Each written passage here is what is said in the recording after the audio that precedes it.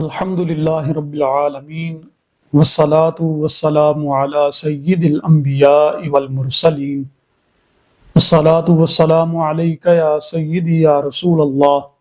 وعلی آلک واصحابک یا سیدی یا حبیب اللہ۔ معزز سامعین و ناظرین، السلام علیکم ورحمۃ اللہ وبرکاتہ۔ آج کے اس مختصر درس پاک میں آپ احباب کے سامنے فتح مکہ کے حوالے سے چند معروضات بیان کی جائیں گی۔ سامعین محترم، اگر فتح مکہ کے اسباب پہ غور کیا جائے تو اس کا لب لباب یہ ہے کہ صلح حدیبیہ کے تقریباً 22 ماہ کے بعد ماہ شعبان میں اہل قریش اور بنو بکر نے ایسی حرکت کی کہ جس کی وجہ سے یہ صلح حدیبیہ کا معاہدہ کل عدم قرار دے دیا گیا۔ یعنی اہل قریش نے اپنے حلیف بنو بکر اور بنو کنانہ کے ساتھ مل کر بنو خزاعہ کے اوپر حملہ کیا اور شب خون مارا۔ اس بنو خزاعہ میں بچے بھی شامل تھے، بوڑھے بھی تھے اور خواتین بھی تھی کہ جن کا قتل عام کیا گیا۔ تو جب صبح ہوئی تو بنو خزاعہ کے لوگ حضور نبی رحمت صلی اللہ علیہ وسلم کی بارگاہ میں حاضر ہوئے اور حضور صلی اللہ علیہ وسلم سے مدد چاہی۔ تو حضور نے فرمایا تمہاری یقیناً مدد کی جائے گی۔ تو پھر حضور نے 3 شرائط لکھ کر اہل مکہ کی طرف روانہ فرمائی، جن میں سے تیسری شرط یہ تھی کہ تم اگر چاہتے ہو تو یہ صلح حدیبیہ کا جو معاہدہ ہے اسے کل عدم قرار دے سکتے ہو۔ تو جب وہ خط اور پیغام اہل مکہ تک پہنچا تو ان میں سے بعض افراد نے کچھ حماقت کا اظہار کرتے ہوئے کہا کہ جی ہم اس معاہدے کو کل عدم قرار دیتے ہیں اور اس کو ختم کرتے ہیں۔ تو صحابی رسول صلی اللہ علیہ وسلم اہل مکہ کا پیغام لے کے واپس حضور کی بارگاہ میں حاضر ہوئے۔ تو جب ابو سفیان کو اس بات کا پتہ چلا، تو چونکہ حضرت ابو سفیان اس وقت مسلمان نہیں ہوئے تھے، دارِ اسلام میں داخل نہیں ہوئے تھے، تو ابو سفیان کو جب پتہ چلا تو وہ جانتے تھے کہ حضور نبی رحمت صلی اللہ علیہ وسلم مظلوموں کی داد رسی کریں گے، مظلوموں کے شانہ بشانہ کھڑے ہوں گے۔ اس لیے ابو سفیان نے بہتر یہی سمجھا کہ وہ حضور کی بارگاہ میں حاضر ہو کر اس عمل پہ معافی بھی مانگیں گے اور حضور صلی اللہ علیہ وسلم سے اس معاہدے کی تجدید کے لیے بھی گزارش کریں گے۔ اس لیے ابو سفیان نے تیزی کے ساتھ مدینہ طیبہ کی جانب رخ کیا، اور جب ابو سفیان مدینہ طیبہ پہنچا تو سب سے پہلے اپنی بیٹی ام المؤمنین حضرت سیدہ ام حبیبہ رضی اللہ تعالی عنہا کے گھر پہنچا۔ تو حضرت ام المؤمنین کے گھر حضور صلی اللہ علیہ وسلم کا بستر مبارک لگا ہوا تھا۔ تو ابو سفیان نے اس بستر پر بیٹھنے کا ارادہ کیا، تو چونکہ آپ اس وقت مسلمان نہیں تھے تو آپ کی بیٹی ام المؤمنین رضی اللہ تعالی عنہا نے اسی وقت بستر کو لپیٹ دیا اور اٹھا دیا۔ تو ابو سفیان نے کہا اے میری بیٹی، کیا تو اتنا بھی مجھے اس لائق نہیں سمجھتی کہ میں اس بستر کے اوپر بیٹھ سکوں؟ تو آگے سے حضرت ام المؤمنین رضی اللہ تعالی عنہا نے جواب دیا، فرمایا یہ اللہ کے پیارے رسول صلی اللہ علیہ وسلم کا پاک بستر ہے، اور پاک بستر کے اوپر کسی ناپاک اور مشرک کی کوئی جگہ نہیں ہے۔ تو جب ابو سفیان نے یہ جواب سنا تو وہ ہکا بکا ہو گیا اور اسی وقت اپنی بیٹی کے گھر سے نکلا اور حضور نبی رحمت صلی اللہ علیہ وسلم کی بارگاہ میں حاضر ہوا اور عرض کیا یا رسول اللہ میں معاہدے کی تجدید کے لیے حاضر ہوا ہوں۔ لیکن حضور نبی رحمت صلی اللہ علیہ وسلم نے ابو سفیان کو کوئی اچھا اور مثبت جواب نہ عطا فرمایا۔ تو ابو سفیان پھر جلیل القدر صحابہ کے پاس اپنی سفارش کروانے کے لیے پہنچا۔ حضرت ابو بکر کے در پہ گیا، حضرت عمر، حضرت عثمان، حضرت علی المرتضیٰ رضوان اللہ علیہم اجمعین کے پاس گیا کہ حضور صلی اللہ علیہ وسلم کی بارگاہ میں سفارش کی جائے۔ تو سارے صحابہ نے انکار کر دیا۔ تو ابو سفیان اسی طرح خالی ہاتھ مکہ کی جب واپس لوٹا تو اہل مکہ نے پوچھا اے ابو سفیان کیا خبر لے کے آئے ہو؟ کیا معاہدے کی تجدید کروا آئے ہو؟ تو آگے سے ابو سفیان نے سارا ماجرا سنایا اور ساتھ یہ بھی بتایا، اس نے کہا کہ میں صرف حضور صلی اللہ علیہ وسلم کی بارگاہ میں ہی نہیں پہنچا، بلکہ حضور کے بعد آپ کے جلیل القدر صحابہ کے پاس پہنچا اور حضور کی بارگاہ میں سفارش کرنے کے لیے گزارش کی، تو مجھے سارے صحابہ کی بارگاہ سے یہی جواب ملا کہ جواری فی جواری رسول اللہ صلی اللہ علیہ وسلم، کہ میری پناہ حضور صلی اللہ علیہ وسلم کی پناہ کے تابع ہے۔ اور ساتھ ابو سفیان نے یہ بھی اہل مکہ کو بتایا، اس نے کہا میں نے بڑے بڑے بادشاہوں کے دربار دیکھے ہیں، لیکن میں اس نتیجے پہ پہنچتا ہوں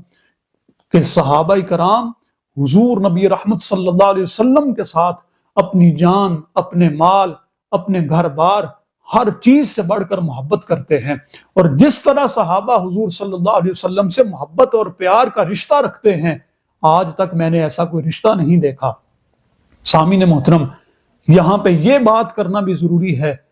کہ آپ تاریخ کے اوراق اٹھا کے دیکھیے، آپ کو نظر آئے گا کہ حضور کے دشمنوں نے بھی، اسلام کے دشمنوں نے بھی اس بات کا اعتراف کیا ہے، اس بات کا اعلان کیا ہے کہ صحابہ کرام وہ عظیم ہستیاں ہیں کہ جنہوں نے اپنی ذات سے، ہر چیز سے بڑھ کے حضور صلی اللہ علیہ وسلم سے محبت کی ہے، لیکن کیسے وہ بد نصیب لوگ ہیں کہ جو آج کے زمانے میں صحابہ کرام کی ذات پہ ہی، صحابہ کرام کی مبارک ہستیوں پہ زبانیں تان دراز کرتے ہیں۔ علامہ اقبال رحمت اللہ تعالی علیہ نے کیا خوب صحابہ کرام کے لیے خراج عقیدت پیش کیا تھا،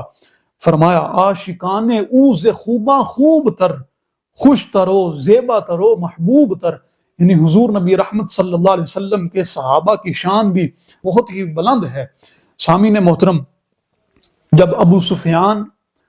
مکہ واپس پلٹ گیا تو اس وقت حضور نبی رحمت صلی اللہ علیہ وسلم نے اس سارے معاملے پہ مشورہ کرنے کے لیے حضرت ابو بکر صدیق کو بلوایا، حضرت عمر رضی اللہ تعالی عنہ کو بلوایا، اور حضرت ابو بکر کو اپنی دائیں جانب بیٹھنے کا حکم فرمایا اور حضرت عمر کو بائیں جانب بٹھایا اور ساتھ مشورہ بھی کیا۔ اور جب حضرت عمر رضی اللہ تعالی عنہ سے مشورہ کیا تو حضرت عمر نے تھوڑی سی بلند آواز سے عرض کیا، یا رسول اللہ، یہ اہل مکہ وہی لوگ ہیں کہ جنہوں نے آپ کی معاذ اللہ گستاخیاں کی ہیں، آپ کو معاذ اللہ ساحر کہا ہے، آپ کو معاذ اللہ مجنون کہا ہے۔ تو حضور نبی رحمت صلی اللہ علیہ وسلم نے صحابہ کرام کو مخاطب کیا اور فرمایا، میرے صحابہ، کیا میں تمہیں اپنے ان دو صحابیوں کی مثال نہ بیان کروں؟ تو صحابہ نے عرض کیا، یا رسول اللہ صلی اللہ علیہ وسلم، ضرور مثال بیان فرمائیے۔ تو حضور صلی اللہ علیہ وسلم نے حضرت ابو بکر صدیق کی جانب اشارہ کرتے ہوئے فرمایا حضرت ابراہیم اللہ کے معاملے میں گھی سے بھی زیادہ نرم تھے، فرمایا میرے ابو بکر کا بھی یہی معاملہ ہے۔ اور پھر حضرت عمر رضی اللہ تعالی عنہ کی طرف اشارہ کرتے ہوئے فرمایا حضرت نوح علیہ السلام اللہ کے معاملے میں پتھر سے بھی زیادہ سخت تھے، فرمایا میرے عمر کی بھی یہی حالت ہے۔ سامعین محترم، پھر حضور نبی رحمت صلی اللہ علیہ وسلم نے صحابہ کرام کو جنگ کی تیاری کرنے کا حکم دیا۔ المختصر، جب حضور نبی رحمت صلی اللہ علیہ وسلم تقریباً 10,000 صحابہ کے ساتھ مکہ کی جانب عازم سفر ہوئے، تو جب مکہ کے در و دیوار نظر آنے لگے تو حضرت سعد رضی اللہ تعالی عنہ آپ کو جوش آیا، آپ کو جذبہ آیا، اور آپ نے بلند آواز کے ساتھ یہ جملہ کہا، فرمایا الیوم یوم الملحمتی، فرمایا آج کا دن جنگ کا دن ہے، الیوم تستحل الحرمت، آج حرم میں بھی خون ریزی کی جائے گی، الیوم اذل اللہ قریشا، اور آج کے دن اللہ تعالیٰ قریش کو ذلیل و رسوا کر دے گا۔ تو جب ابو سفیان نے حضرت سعد کی یہ بات سنی تو وہ ہکا بکا رہ گیا، پریشان ہو گیا۔ اسی وقت حضور نبی رحمت صلی اللہ علیہ وسلم کی بارگاہ میں عرض کیا کہ یا رسول اللہ، حضرت سعد نے یہ جملے کہے ہیں۔ تو حضور صلی اللہ علیہ وسلم نے ارشاد فرمایا، یہ سعد کے جملے ٹھیک نہیں ہیں، اور آگے خود ارشاد فرمایا الیوم یوم المرحمتی، فرمایا آج تو میری رحمت کے حد درجہ اظہار کا دن ہے، فرمایا آج رحمت کا دن ہے، اور آگے فرمایا الیوم یوم یعظم اللہ الکعبۃ، فرمایا اللہ تعالیٰ آج کے دن کعبہ کی عظمت کو ظاہر فرمائے گا، اور آگے فرمایا الیوم یوم اعز اللہ فیہ قریشا، فرمایا آج کا دن ہی وہ عظیم دن ہے کہ جس میں اللہ تعالیٰ قریش کو عزت اور عظمت عطا فرمائے گا۔ تو سامعین محترم، یہ حضور نبی رحمت صلی اللہ علیہ وسلم کا حسن اخلاق ہے کہ کس طریقے سے حضور نبی رحمت صلی اللہ علیہ وسلم نے اپنی رحمت کا اظہار فرمایا۔ اور جب حضور صلی اللہ علیہ وسلم مکہ کے در و دیوار کو گزرتے ہوئے کعبہ کے پاس جا پہنچتے ہیں تو حضور نبی رحمت صلی اللہ علیہ وسلم نعرہ تکبیر بلند کرتے ہیں، اور صحابہ کرام بھی حضور کے ساتھ کتنی دیر تک نعرہ تکبیر کو بلند کرتے رہے۔ اور کفار اور مشرکین نے جب یہ سارے منظر کو دیکھا تو ان کو اپنی جانوں کے لالے پڑ گئے اور پہاڑوں پہ جا چڑھے اور سارے اپنی جان بچانے کے لیے بھاگنا شروع کر دیا۔ دیکھیے یہ کیسا عظیم دن ہے کہ جب حضور نبی رحمت صلی اللہ علیہ وسلم ایک رات حضرت ابوبکر صدیق کے ساتھ اسی مکہ سے نکلے تھے، لیکن آج حضور صلی اللہ علیہ وسلم عظمت کے ساتھ، شان و شوکت کے ساتھ اور تقریباً 10,000 صحابہ کے ساتھ اسی مکہ میں داخل ہو رہے ہیں۔ تو حضور نبی رحمت صلی اللہ علیہ وسلم نے جب مکہ میں داخل ہوئے تو آپ نے کعبہ میں موجود بتوں کو توڑا، اور آپ اپنی چھڑی مبارک کے ساتھ ساتھ اشارہ کرتے جاتے اور ساتھ یہ آیت کریمہ کی تلاوت فرماتے کہ جاء الحق وزہق الباطل، کہ حق آ چکا ہے، حق سایہ فگن ہو چکا ہے اور باطل مٹ چکا ہے۔ سامعین محترم، حضور نبی رحمت صلی اللہ علیہ وسلم نے پھر سجدہ شکر ادا کیا، اپنے رب کی بارگاہ کا شکر ادا کیا، اور اس کے بعد حضور صلی اللہ علیہ وسلم نے اہل قریش کو مخاطب کیا اور فرمایا کہ آج تمہارے ساتھ کیا سلوک کیا جائے گا۔ تو آگے سے اہل قریش نے کس طریقے سے عرض کیا، یا رسول اللہ صلی اللہ علیہ وسلم نظن خیرا نبی کریم اخ کریم قد قدرتا، کہ یا رسول اللہ ہم آپ کی بارگاہ سے خیر کی امید اور یقین رکھتے ہیں کہ یقیناً آپ ہمارے ساتھ مہربانی والا، شفقت والا معاملہ فرمائیں گے، کیونکہ آپ بڑے ہی کریم نبی ہیں، آپ کا تعلق کریم لوگوں کے خاندان کے ساتھ ہے، اور آپ کو آج قدرت دی گئی ہے، طاقت دی گئی ہے، اور آپ چاہیں تو آپ ہمیں معاف کر سکتے ہیں۔ تو حضور نبی رحمت صلی اللہ علیہ وسلم نے فرمایا کہ آج میں اپنے بھائی یوسف کی طرح وہی اعلان کروں گا کہ جو میرے بھائی یوسف نے اعلان کیا تھا۔ وہ کیا تھا؟ فرمایا لا تثریب علیکم اليوم، فرمایا آج میری طرف سے تمہاری کوئی گرفت نہیں کی جائے گی، آج عام معافی کا اعلان کیا جاتا ہے۔ فرمایا یغفر اللہ لکم، فرمایا اللہ تمہارے گناہوں کو معاف کر دے، وہو ارحم الراحمین، اور وہ سب سے زیادہ رحم فرمانے والا ہے، مہربانی فرمانے والا ہے۔ اور آگے فرمایا اذهبوا وانتم الطلقاء، فرمایا جاؤ تم میری طرف سے آزاد ہو۔ سامعین محترم، یہ حضور نبی رحمت صلی اللہ علیہ وسلم کا اخلاق کریمانہ ہے کہ آپ نے سب کے لیے عام معافی کا اعلان فرمایا۔ یہاں پہ میں حضور ضیاء الامت رحمت اللہ تعالی علیہ کے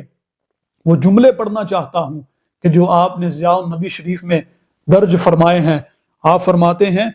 کہ حضور صلی اللہ علیہ وسلم نے یہ اعلان اور یہ معافی کا عام اعلان ان لوگوں کے لیے فرمایا کہ جنہوں نے حضور کو معاذ اللہ شاعر، کذاب اور ساحر اور مجنون کہا۔ یہ معافی کا اعلان ان لوگوں کے لیے کیا گیا کہ جنہوں نے حضور نبی رحمت صلی اللہ علیہ وسلم کو 3 سال کے لیے محصور کر دیا تھا۔ یہ ان لوگوں کے لیے معافی کا اعلان کیا گیا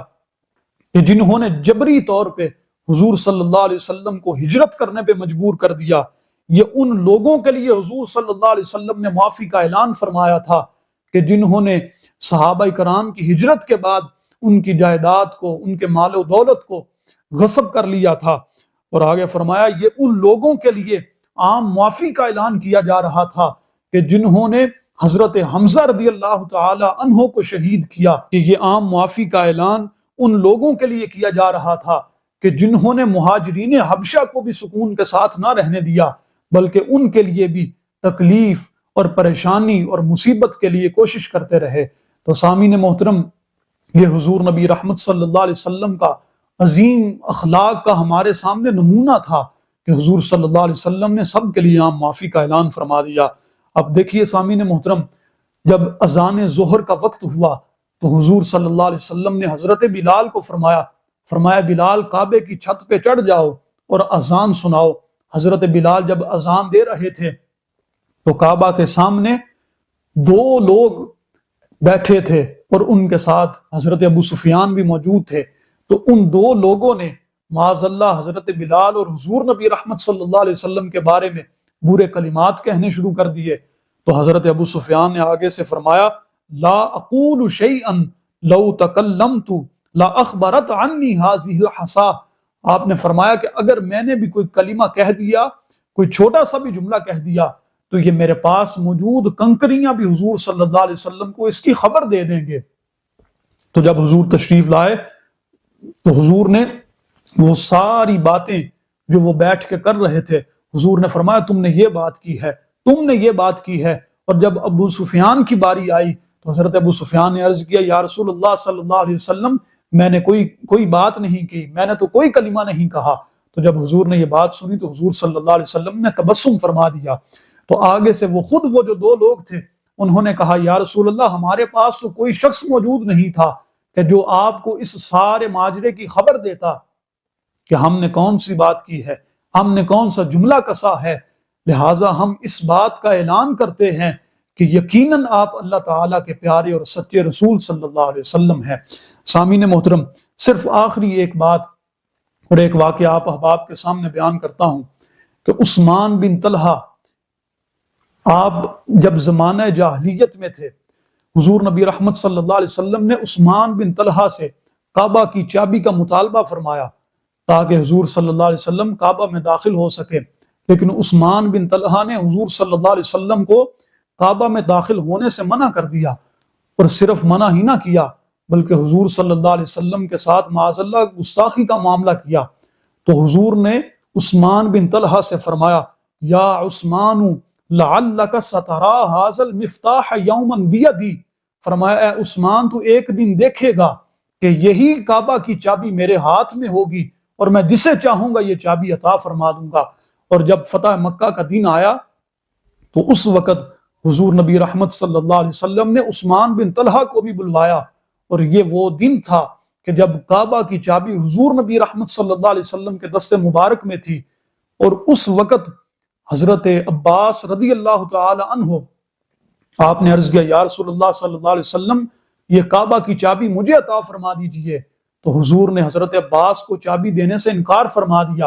اور حضرت عثمان بن طلحہ کو وہ چابی عطا فرمائی، کیونکہ اس وقت حضرت عثمان بن طلحہ اسلام قبول کر چکے تھے، کلمہ طیبہ پڑھ چکے تھے۔ تو حضرت عثمان بن طلحہ کو حضور نے وہ چابی بھی عطا فرمائی اور ساتھ یہ خوشخبری اور غیب کی خبر بھی عطا فرمائی۔ فرمایا خذوها خالدۃ طالدۃ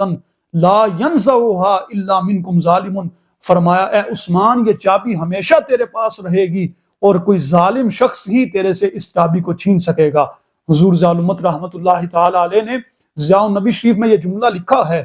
کہ جو چابی حضرت عثمان بن طلحہ کو حضور نے عطا کی تھی، آج بھی حضرت عثمان بن طلحہ کی نسل کے پاس ہی وہ چابی چلتی چلی آ رہی ہے۔ تو سامعین محترم، یہ حضور نبی رحمت صلی اللہ علیہ وسلم کی رحمت کا بیان تھا کہ کس طرح سے حضور نے سب کو عام معافی کا اعلان فرمایا، اور وہ لوگ کہ جنہوں نے حضور صلی اللہ علیہ وسلم کو طرح طرح تکلیفیں دی، طرح طرح کی اذیتیں دی، ہر قسم کی مصیبت سے حضور صلی اللہ علیہ وسلم کو گزارا، تو حضور نے ان کے لیے عام معافی کا اعلان فرما دیا۔ ہمارے لیے بھی یہ سبق ہے کہ ہم کسی کے لیے اپنے دل میں کوئی بات نہ بٹھائے رکھیں بلکہ ہمیشہ معاف کرتے رہیں۔ اللہ تعالی ہم سب کو رمضان المبارک کی خیرات و برکات عطا فرمائے، آمین۔ السلام علیکم ورحمۃ اللہ وبرکاتہ۔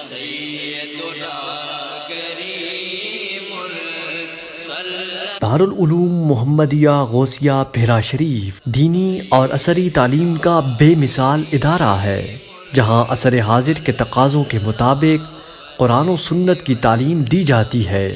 اور ہر سال ہزاروں طلباء و طالبات زیور تعلیم سے آراستہ ہو رہے ہیں۔ رمضان المبارک کے بابرکت لمحات میں زکوٰۃ و صدقات اور مالی تعاون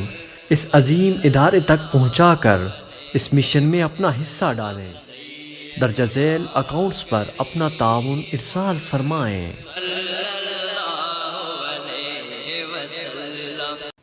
الحمدللہ رب العالمین والعاقبۃ للمتقین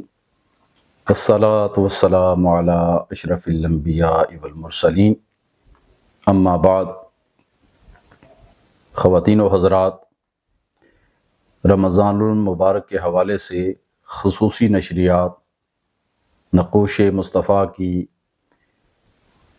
ایک نئی ایپیسوڈ کے ساتھ ایک دفعہ پھر آپ کی خدمت میں حاضر ہیں۔ آج ہم بعثت نبوی کے چوتھے، پانچویں اور چھٹے سال کے جو واقعات ہیں ان کو جاننے کی کوشش کریں گے۔ پچھلی قسط میں آپ نے یہ سن لیا ہے کہ بعثت کے یعنی اعلان نبوت کے بعد جو 3 سال تھے پہلے، اس کے اندر خفیہ دعوت اسلام دی گئی اور اعلانیہ اظہار نہ کیا گیا، تو اس کے نتیجے میں 40 کے قریب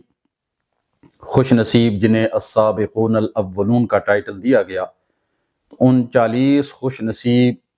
مرد و خواتین کو جو ہے وہ اسلام کی دولت نصیب ہوئی۔ 3 سال گزرے تو اب دعوت تبلیغ دین کا دوسرا دور شروع ہوا، تو اب اللہ رب العالمین نے تبلیغ کے اس سلسلے کو تھوڑا سا پھیلانے کا حکم دیا اور ارشاد فرمایا وَأَنذِرْ عَشِيرَتَكَ الْأَقْرَبِينَ، کہ اے حبیب اب جو آپ کے انتہائی قریبی رشتہ دار ہیں ان کو بھی اسلام کی دعوت دیں۔ تو اس مقصد کے لیے حضور صلی اللہ علیہ وآلہ وسلم نے اپنے خاندان کے انتہائی قریبی افراد، جن میں آپ کے والد گرامی کے بھائی تھے، آپ کے چچا تھے، ان کو دعوت دی، اپنے گھر بلایا۔ اور اس میں جو ہے وہ جان بوجھ کر ابو لہب کو دعوت نہ دی گئی، کیونکہ وہ پہلے سے ہی مشہور تھا کہ وہ بڑا منہ پھٹ ہے، تو اس کو باقاعدہ ایک پروگرام کے تحت اس کو جو ہے وہ نظر انداز کیا گیا اور باقی افراد کو دعوت دی گئی۔ لیکن ابو لہب کے کانوں میں بھی یہ بات پڑ گئی تو وہ خود بخود اس مجلس میں آ گیا۔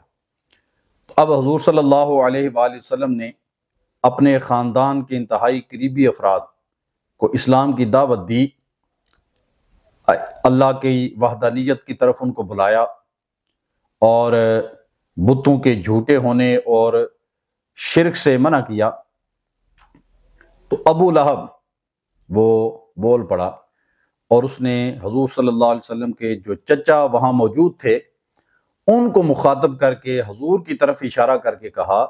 اس نے کہا کہ اے فرزندان عبد المطلب، میں تمہیں یہ نصیحت کر رہا ہوں کہ یہ نوجوان تمہارے لیے جو ہے وہ رسوائی کا باعث بنے گا، تو اس لیے اس کا ہاتھ آج ہی روک لو، اس کے ہاتھ کو پکڑ لو قبل اس کے کہ دوسرے لوگ آ کے اس کو روکیں اور اس کو پکڑیں۔ تو جب وہ دوسرے لوگ آئیں گے تو پھر تم ان کا مقابلہ نہیں کر پاؤ گے اور اپنے ہاتھوں سے تمہیں یہ نوجوان ان کے سپرد کرنا پڑے گا، تو یہ تمہارے لیے زیادہ تکلیف دہ ہوگا اور تمہارے لیے ذلت کا باعث ہوگا، اس لیے تم خود آج اس کو روکو یہ جو کر رہا ہے۔ تو اس کے جواب میں، ابو لہب کے جواب میں، جناب ابو طالب رسول اللہ صلی اللہ علیہ وسلم کے چچا تھے، انہوں نے کہا کہ جب تک ہم زندہ ہیں کوئی بھی ہمارے اس بھتیجے کو نقصان نہیں پہنچا سکتا، ہم اس کی حفاظت کریں گے۔ مجلس برخاست ہوئی تو اب دعوت دین کو مزید پھیلانے کا حکم دیا گیا اور حضور صلی اللہ علیہ وآلہ وسلم نے مکہ کے اندر موجود جتنے قبائل تھے ان سب کو اسلام کی دعوت دینے کا، اعلانیہ دعوت دینے کا جو ہے وہ اہتمام کیا۔ تو اس مقصد کے لیے حضور صلی اللہ علیہ وآلہ وسلم صبح کے وقت کوہ صفا پر تشریف لے گئے اور وہاں کوہ صفا پہ کھڑے ہو کے آپ نے بلند آواز سے کہا یا صباحا۔ تو عربوں کے ہاں یا صباحا کا لفظ اس وقت بولا جاتا تھا جب کوئی جو ہے ایمرجنسی کی خبر کسی کو دینی ہوتی تھی، انتہائی حساس معاملے کے بارے میں لوگوں کو آگاہ کرنا ہوتا تھا، تو اس وقت یا صباحا کا لفظ بولا جاتا تھا، تو لوگ اس کو سنتے ہی فوراً سے جمع ہو جاتے تھے کہ دیکھیں کیا اطلاع دی جاتی۔ تو حضور صلی اللہ علیہ وسلم نے کوہ صفا پہ کھڑے ہو کے بلند آواز سے یا صباحا پکارا، تو سارے لوگ اپنا کام کاج چھوڑ کے جمع ہو گئے اور اب وہ حضور صلی اللہ علیہ وسلم کی طرف متوجہ ہیں کہ کیا خبر ہمیں دی جانے لگی ہے۔ تو حضور صلی اللہ علیہ وسلم نے ارشاد فرمایا کہ میں کون ہوں؟ انہوں نے کہا کہ آپ عبداللہ کے بیٹے ہیں اور آپ صادق ہیں، آپ امین ہیں۔ تو آپ نے فرمایا اگر میں یہ کہوں کہ اس پہاڑی کے پیچھے ایک بہت بڑا لشکر ہے جو تم پہ حملہ کرنے والا ہے تو کیا تم اس کو مان جاؤ گے؟ تو انہوں نے کہا کہ ہاں، ہم کیوں نہیں مانیں گے، آپ سچے ہیں، آپ امانتدار ہیں، آپ جھوٹ نہیں بولتے، تو اگر آپ یہ کہیں گے تو ہم اس بات کو ضرور تسلیم کریں گے۔ تو حضور صلی اللہ علیہ وآلہ وسلم نے ارشاد فرمایا کہ اگر تم مجھے سچا جانتے ہو، سچا مانتے ہو، تو پھر سن لو، میں یہ تمہیں خبر دے رہا ہوں کہ اللہ وحدہ لا شریک ہے، اس کے سوا کوئی عبادت کا لائق نہیں، اور یہ جو 360 جو ہے وہ بت بنا کے تم نے خدا بنا کے کعبے میں رکھے ہوئے ہیں، یہ سارے جھوٹے ہیں، ان کی عبادت کو چھوڑ دو اور ایک خدا کی عبادت کرو، اور میں اللہ کا رسول ہوں، مجھ پہ ایمان لے آؤ۔ جب حضور صلی اللہ علیہ وآلہ وسلم نے یہ پیغام دیا تو ابو لہب ان حاضرین میں بھی موجود تھا، تو وہ بدبخت بلند آواز سے پکار اٹھا، تبا لکا الہٰذا جمعتنا، اس نے کہا کہ آپ ہلاک ہو جائیں۔ انگلی کا اشارہ کر کے ابو لہب نے حضور کی طرف انگلی اٹھائی اور اس نے کہا کہ آپ ہلاک ہو جائیں، کیا اس لیے آپ نے ہمیں جمع کیا تھا؟ تو اللہ رب العالمین نے ابو لہب کا جواب دیا، اور قرآن پاک کے 30ویں پارے کی پوری سورہ لہب ابو لہب کی جو ہے وہ رد میں نازل ہوئی، اور اللہ رب العالمین نے ارشاد فرمایا تبت یدا ابی لہب و تب، کہ ابو لہب نے جس انگلی سے، جس ہاتھ سے اشارہ کر کے میرے محبوب کو بد دعا دی ہے، فرمایا ابو لہب کا وہ ہاتھ ٹوٹ جائے، وہ تباہ و برباد ہو جائے۔ تو اللہ رب العالمین نے ابو لہب کے اس عمل کی مذمت فرمائی۔ یہ وقت گزرا اور پھر حضور صلی اللہ علیہ وآلہ وسلم نے اپنے خاندان، اپنے قبیلے اور مکہ کے جتنے قبائل تھے ان کو دعوت دینے کے بعد اب سر عام دعوت جو ہے، دعوت دین، اس کا آغاز فرمایا، اور وہ پیغام اسلام، سلامتی کا پیغام جو پہلے خفیہ دیا جا رہا تھا، پھر اپنے خاندان تک محدود تھا، پھر مکہ کے اندر جو افراد موجود تھے، مکہ کی آبادی، ان تک اس کو پھیلایا گیا۔ اب اس کو مزید وسیع کرنے کا حضور صلی اللہ علیہ وآلہ وسلم نے اللہ کے حکم سے ارادہ فرمایا، اور کھلی اور عام دعوت کا آغاز کیا گیا۔ تو جب حضور صلی اللہ علیہ وآلہ وسلم نے دعوت دین سر عام دینا شروع کی، تو اب سرداران قریش وہ سر جوڑ کے بیٹھ گئے، اور انہوں نے آپس میں مشورہ کیا کہ پہلے تو یہ خفیہ انداز میں تبلیغ کر رہا تھا اور پھر اپنے خاندان میں، لیکن اب یہ تو سر عام دعوت دینے شروع ہو گئے ہیں، اور لوگ اس کی دعوت پر لبیک کہتے جا رہے ہیں، اور آئے دن ان کی تعداد بڑھتی جا رہی ہے، اور اگر ہم نے کچھ نہ کیا، ان کو نہ روکا، تو پھر ایک دن آئے گا کہ ہماری چودراہٹ ساری دھری کی دھری رہ جائے گی اور یہ سب کچھ لے جائے گا، تو اس کو روکنے کی کوئی کوشش کرو۔ تو باقاعدہ ایک وفد بنایا گیا، اور وہ وفد جس میں عتبہ، شیبہ، ابو جہل، ابو سفیان، ولید بن مغیرہ اور اس جیسے سرکردہ جو ہے وہ کفار سرداران قریش اس وفد میں شامل تھے، وہ وفد حضرت ابو طالب کے پاس آیا اور آ کے جناب ابو طالب سے کہنے لگا کہ ہم آپ کو یہ تنبیہ کرنے آئے ہیں کہ آپ خود اپنے بھتیجے کو روکیں اور اسے منع کریں کہ یہ جو ہمارے بتوں کو برا بلا کہتا ہے، ایک خدا کی عبادت کی طرف بلاتا ہے، ہمارے آباء و اجداد کے عمل کو یہ غلط سمجھتا ہے، تو آپ خود اس کو روکیں، یا اگر آپ خود نہیں روک سکتے تو پھر آپ درمیان سے ہٹ جائیں، ہم خود اس کے ساتھ مکمکا کر لیں گے، ہم خود اس کو روک لیں گے۔ تو جناب ابو طالب نے ان کو مطمئن کیا اور مطمئن کر کے ان کو واپس بھیج دیا۔ کچھ دن گزرے، وہ دوبارہ جناب ابو طالب کے پاس آئے اور آ کے انہوں نے مزید سختی کے ساتھ جناب ابو طالب کو تنبیہ کی اور کہا کہ ہم آپ کے پاس پہلے آئے تھے اور ہم نے بڑی نرمی کے ساتھ آپ کو تنبیہ کی تھی کہ آپ خود اس کو روکیں یا درمیان سے ہٹ جائیں، تو نہ آپ نے خود اس کو روکا، نہ خود درمیان سے ہٹ رہے ہیں، تو اب ہماری طرف سے یہ دھمکی سمجھیں کہ اگر آپ نے اس کو نہ روکا تو پھر ہم آپ کے خلاف بھی لڑیں گے، اور ان کے خلاف تو ہم پہلے سے ہی ہیں، تو ہم آپ کے خلاف بھی ہو جائیں گے، اور جنگ ہوگی، لڑائی ہوگی تو ہم آپ کے خلاف لڑیں گے، پھر ہم آپ کا لحاظ بھی نہیں کریں گے۔ تو حضرت ابو طالب نے معاملے کی سنگینی کو سمجھا، اور ان کے جانے کے بعد جناب ابو طالب نے حضور صلی اللہ علیہ وآلہ وسلم کو اپنے پاس بلایا اور ان کو ساری یہ بات بتا دی کہ یہ کفار مکہ، سرداران قریش، فلاں فلاں یہ میرے پاس آئے تھے، اور یہ آپ کے بارے میں غلط عزائم رکھتے ہیں، اور یہ آپ کو روکنے کی کوشش کر رہے ہیں، تو آپ کا اس بارے میں کیا خیال ہے؟ تو حضور صلی اللہ علیہ وآلہ وسلم نے اپنے چچا کو دو ٹوک انداز میں واضح الفاظ کے ساتھ بتا دیا، فرمایا چچا جان، جب تک میرے جسم میں جان ہے، جب تک میں شہید نہیں کر دیا جاتا، اس وقت تک تبلیغ کا یہ سلسلہ نہیں رک سکتا۔ یا میں شہید کر دیے جاؤں یا لوگ مجھ پہ غالب آ جائیں، تب اسے روکا جائے گا، ورنہ اس تبلیغ کے سلسلے کو نہیں روکا جا سکتا۔ چچا جان، اگر یہ میرے دائیں ہاتھ پر سورج بھی لا کے رکھ دیں، میرے بائیں ہاتھ پہ چاند بھی لا کے رکھ دیں، اور پھر یہ مجھ سے کہیں کہ میں اس تبلیغ کے سلسلے کو روک دوں، تو فرمایا تب بھی یہ ممکن نہیں ہے، یہ سلسلہ جاری و ساری رہے گا جب تک میرے جسم میں جان موجود ہے۔ تو حضور صلی اللہ علیہ وآلہ وسلم نے بڑے دو ٹوک انداز میں اپنے چچا کو جو ہے وہ واضح کر دیا ان پر۔ تو جناب ابو طالب نے جب حضور صلی اللہ علیہ وآلہ وسلم کی اس سنجیدگی کو دیکھا، آپ کی استقامت کو دیکھا، تو جناب ابو طالب نے عرض کیا کہ بھتیجے، آپ اپنی تبلیغ کے سلسلے کو جاری رکھیں، جب تک میں زندہ ہوں، میرے جسم میں خون موجود ہے، جان موجود ہے، تو میں آپ کی حفاظت کروں گا، اور میرے ہوتے ہوئے کوئی بھی آپ کو تکلیف نہیں پہنچا سکتا۔ تو حضور صلی اللہ علیہ وآلہ وسلم نے تبلیغ کے سلسلے کو جاری رکھا۔ جب سرداران قریش نے دیکھا کہ ہماری دھمکیاں انہوں نے کوئی کام نہیں کیا،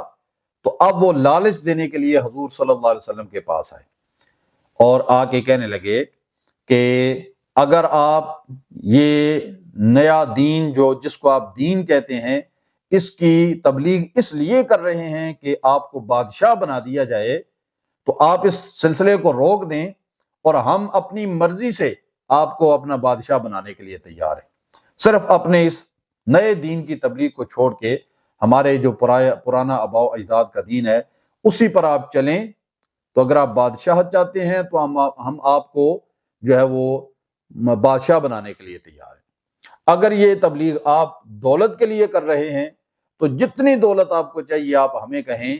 ہم آپ کے قدموں میں وہ دولت رکھ دیں گے، لیکن شرط یہ ہے کہ اس دین کی تبلیغ کو روک دیں۔ اگر یہ تبلیغ آپ اس لیے کر رہے ہیں کہ مکے کی کوئی خوب روح خاتون آپ کو پسند ہے اور اس کے ساتھ آپ شادی کرنا چاہتے ہیں، تو انہوں نے کہا کہ آپ اشارہ کریں، اس خاتون کے ساتھ آپ کا نکاح کر دیا جائے گا، لیکن شرط وہی ہوگی کہ بدلے میں آپ کو اس دین کی تبلیغ سے رکنا ہوگا۔ اور آخر میں انہوں نے کہا کہ اگر یہ سارا کچھ آپ اس لیے کر رہے ہیں کہ آپ کو کوئی بیماری ہے، کوئی جنون ہے نعوذ باللہ، تو ہم آپ کا فری علاج کروانے کے لیے بھی تیار ہیں، ہم آپ کا علاج کروائیں گے، جتنا خرچہ ہوگا ہم دیں گے اس علاج کا، لیکن شرط وہی ہوگی کہ اس دین کی تبلیغ سے آپ کو رکنا ہوگا۔ تو حضور صلی اللہ علیہ وآلہ وسلم نے بڑے واضح انداز میں اس آفر کو بھی رد کر دیا اور فرمایا کہ تم نہیں سمجھ سکتے کہ یہ دین کیا ہے، اس کی تبلیغ کیا ہے،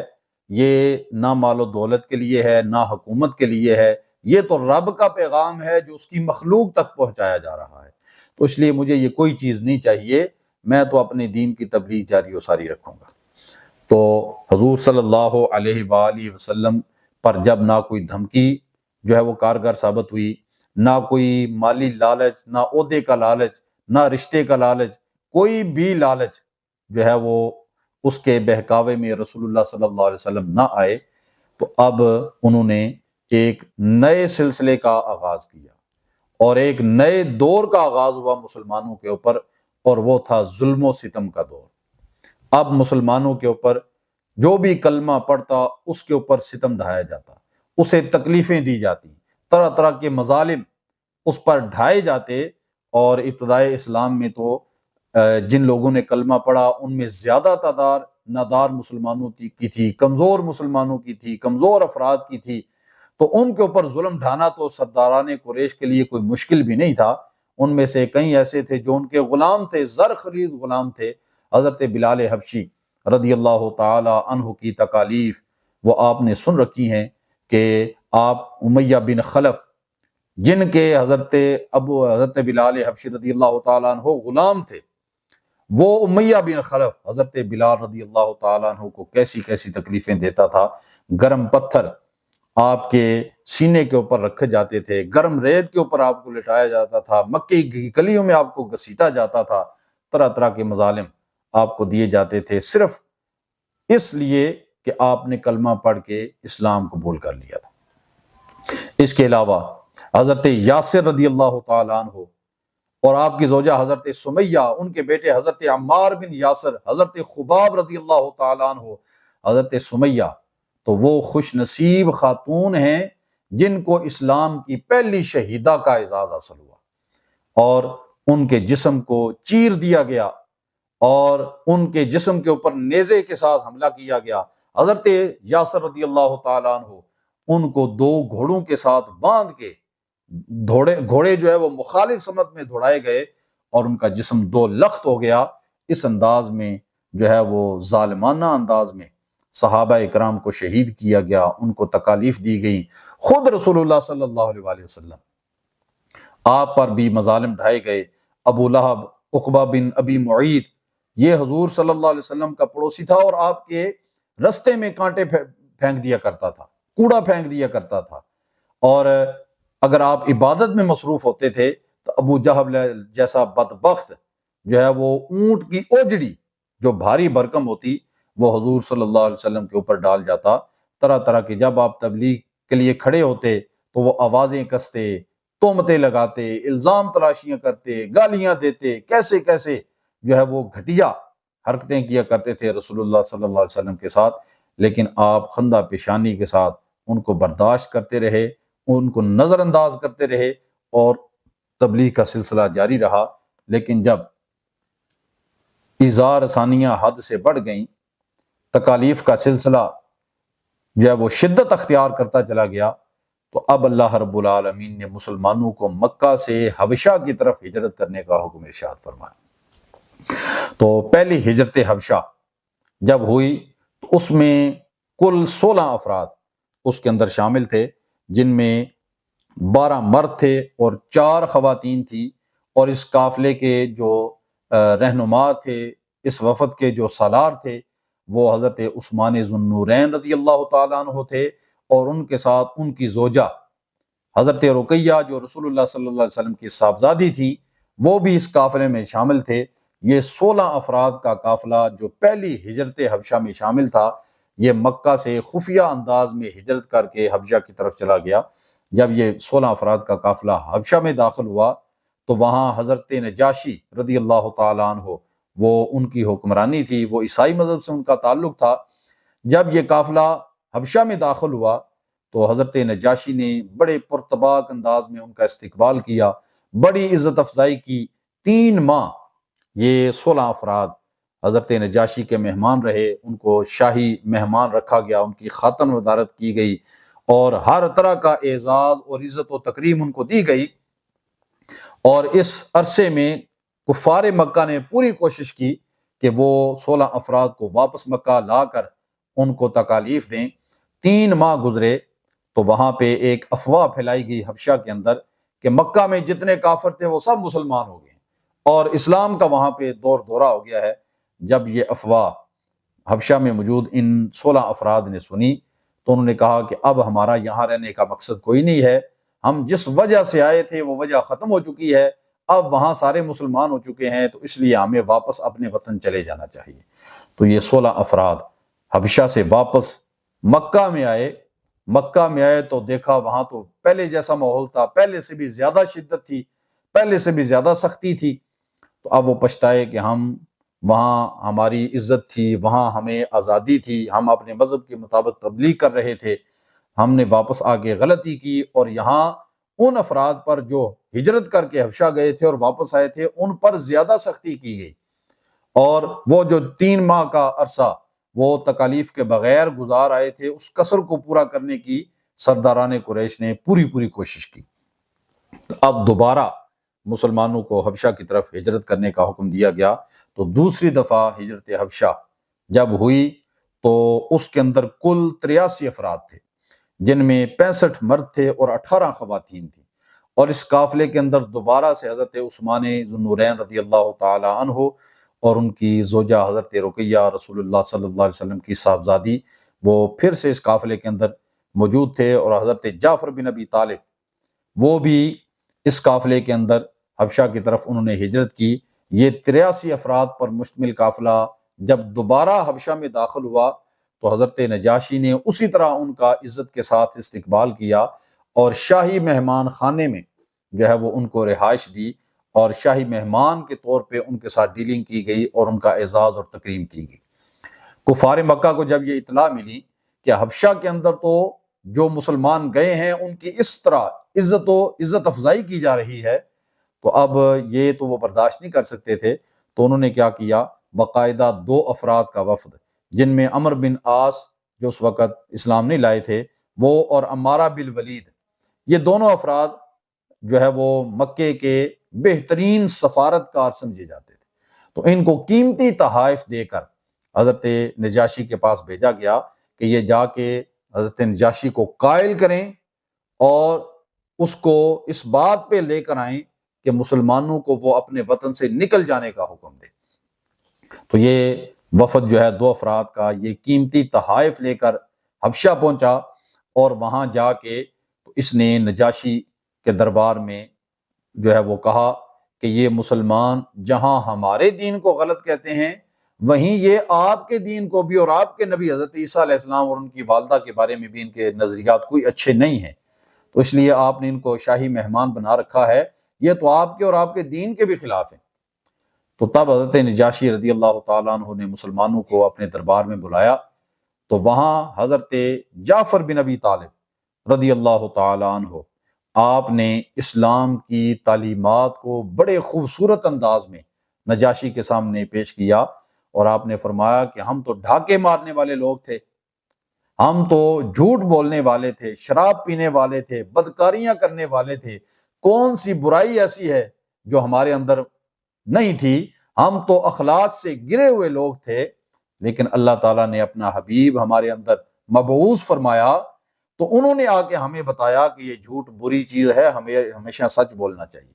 بدکاری سے دور رہنا چاہیے، اور کسی کا مال وہ ضائع نہیں کرنا چاہیے، کسی پر الزام تراشی نہ کی جائے، کسی کو تکلیف نہ دی جائے۔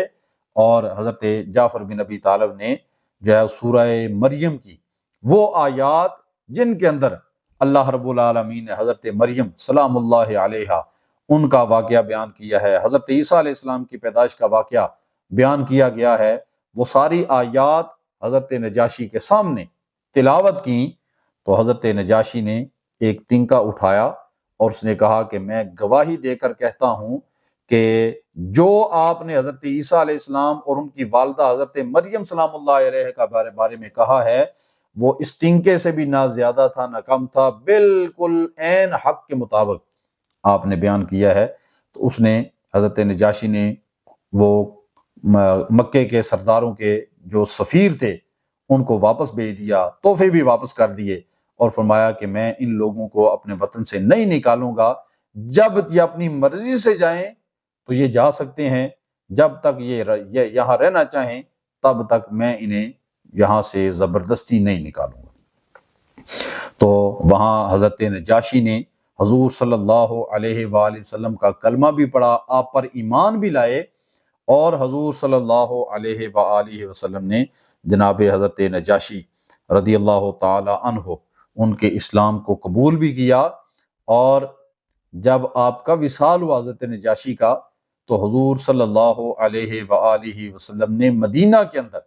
صحابہ اکرام کو جمع کیا، اور باقاعدہ آپ نے غائبانہ نماز جنازہ حضرت نجاشی کی پڑھی، صحابہ اکرام نے صفیں باندھی، حضور صلی اللہ علیہ وسلم امامت کے فرائض آپ نے سر انجام دیے، اور فقہا نے لکھا ہے، محدثین اور شارحین حدیث نے یہ لکھا ہے کہ حضرت نجاشی کی جو میت تھی وہ حبشہ میں موجود تھی، حضور صلی اللہ علیہ وآلہ وسلم مدینہ شریف میں موجود تھے، تو یہ حضرت نجاشی کا اعزاز تھا کہ آپ واحد وہ فرد ہیں کہ جن کی غائبانہ جب نماز جنازہ رسول اللہ صلی اللہ علیہ وسلم نے پڑھائی۔ کسی اور صحابی کو یہ اعزاز نہیں نصیب ہوا۔ ایسے ایسے صحابہ جو ایسی جنگوں میں شہید ہوئے جہاں کوئی ان کا جنازہ پڑھنے والا نہیں تھا، حضور نے کسی کا غائبانہ جنازہ نہیں پڑھا، صرف حضرت نجاشی کو یہ اعزاز نصیب ہوا کہ حضور صلی اللہ علیہ وآلہ وسلم نے ان کی میت سامنے نہ ہونے کے باوجود بھی ان کا نماز جنازہ پڑھایا۔ تو اس سے ہمارے فقہا نے یہ مسئلہ، فقہائے احناف نے یہ مسئلہ بیان کیا ہے کہ غائبانہ نماز جنازہ جائز نہیں ہے جب تک میت امام کے سامنے موجود ہو مکمل، یا اس کا اکثر حصہ یا نصف جسم سر سمیت، جب تک یہ سامنے نہیں ہوگا اس وقت تک جنازہ پڑھنا جائز نہیں ہے۔ اور اگر میت بالکل نہ ہو تو پھر غائبانہ جنازہ یہ کسی حدیث سے ثابت نہیں ہے، اور جو حضرت نجاشی والی حدیث ہے وہ صرف حضرت نجاشی تک خاص تھا، اور اس کے علاوہ حضور صلی اللہ علیہ وآلہ وسلم نے کسی اور صحابی کا غائبانہ جنازہ نہیں پڑھا، تو اس لیے فقہائے احناف کے نزدیک غائبانہ نماز جنازہ جائز نہیں ہے۔ تو یہ تھے تبلیغ دین کا چوتھا، پانچواں اور چھٹا سال، جس میں دوسری ہجرت حبشہ وہاں تک یہ سلسلہ جو ہے تبلیغ کا جاری رہا، اور حضور صلی اللہ علیہ وآلہ وسلم مکہ کے اندر تبلیغ دین کا جو ہے وہ سلسلہ آپ نے جاری رکھا ہوا ہے۔ مزید تفصیلات آپ کل کے پروگرام میں سماعت کریں گے۔ اب ہمیں اجازت دیں۔ وآخر دعوانا ان الحمدللہ رب العالمین۔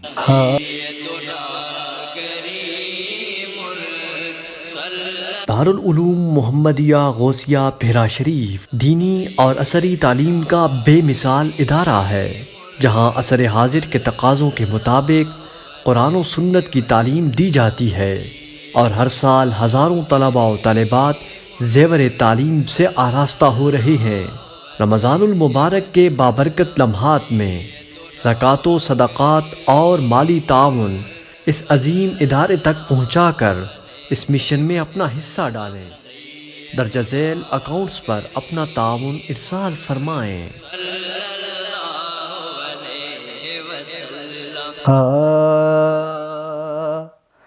آپ سا دونوں جہاں میں نظر آیا ہی نہیں، آپ سا دونوں جہاں میں نظر آیا ہی نہیں، کیونکہ اللہ نے کوئی اور بنایا ہی نہیں، کیونکہ اللہ نے کوئی اور بنایا ہی نہیں۔ آپ نے جب سے نوازا ہے یا رسول اللہ، آپ نے جب سے نوازا ہے یا رسول اللہ، میں نے دامن کسی چوکھٹ پہ بچھایا ہی نہیں، میں نے دامن کسی چوکھٹ پہ بچھایا ہی نہیں، اور جس نے سرکار کے چہرے کی زیارت کر لی، جس نے سرکار کے چہرے کی زیارت کر لی، اس کی آنکھوں میں کوئی اور سمایا ہی نہیں، اس کی آنکھوں میں کوئی اور سمایا ہی نہیں، اور جو بھی کعبے سے پلٹ آئے مدینے نہ گئے، جو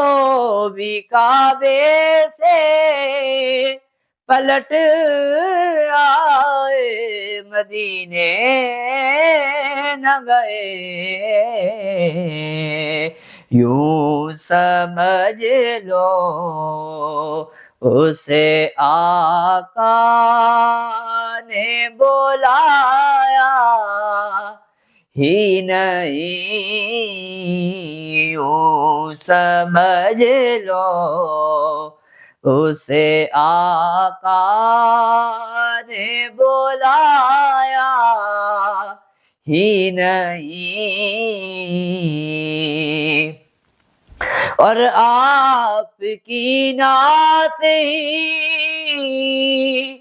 شہزاد کا سرمایہ ہے، آپ کی نعت ہی شہزاد کا سرمایہ ہے، اس نکم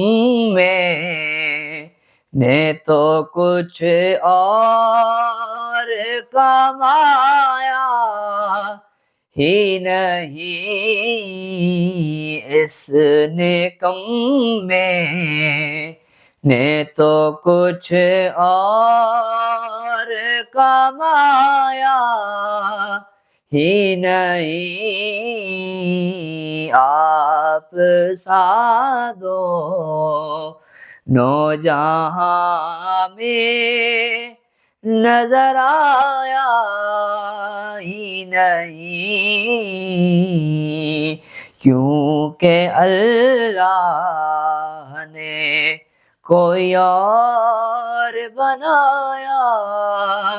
ہی نہیں۔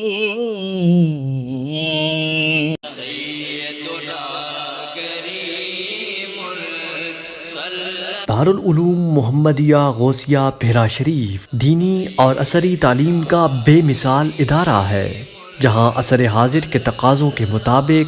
قرآن و سنت کی تعلیم دی جاتی ہے، اور ہر سال ہزاروں طلباء و طالبات زیور تعلیم سے آراستہ ہو رہے ہیں۔